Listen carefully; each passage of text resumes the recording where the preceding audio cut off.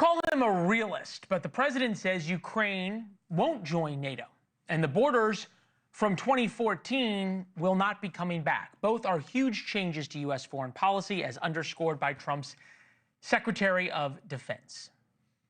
We must start by recognizing that returning to Ukraine's pre-2014 borders is an unrealistic objective. Chasing this illusionary goal will only prolong the war and cause more suffering.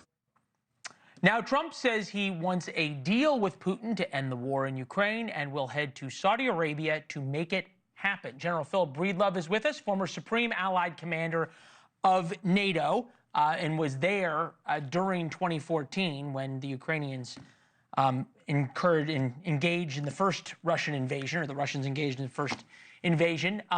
General, it's great to see you as always. Thank you. You said this was like a bomb that went off. Big bomb, I think was the way you described it. Is it a good bomb or a bad bomb? Because destroying things sometimes can be helpful. Well, first of all, Leland, thanks for having me back on. And I think that we should continue to think of this as an opportunity. Clearly, this is going to unsettle many of our NATO partners and other non-NATO nations in Europe who face a Russia that has decided that it can march across a border with its army and invade its neighbors. And so we have to deal with countries that are in that state of mind. I think that as we listen to all the news that broke today, and it was a landslide of news, we should just take a breath and think about it.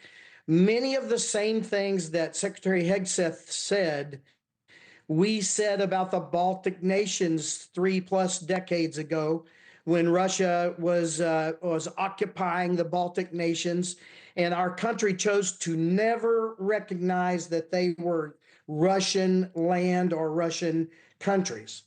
And what happened then? 3 to 4 decades later, they won their independence a second time from Russia, and now they are a part of the West and a part of NATO.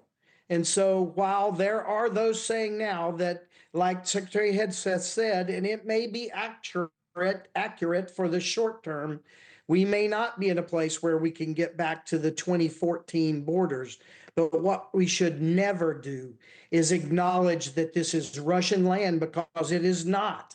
This is sovereign Ukraine land, and we should continue, just like we did to the Baltics, to never acknowledge these as Russian oblasts. And then maybe in 2-3 decades, they too will return to the West, just like the Baltics did when people said that will never happen.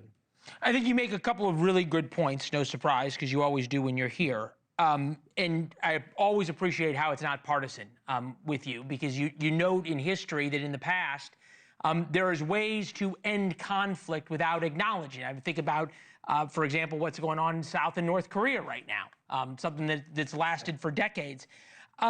There seems to be this push on the left to basically say that Trump is going to side with Putin over Ukraine, that this is an indication that he's giving it all away.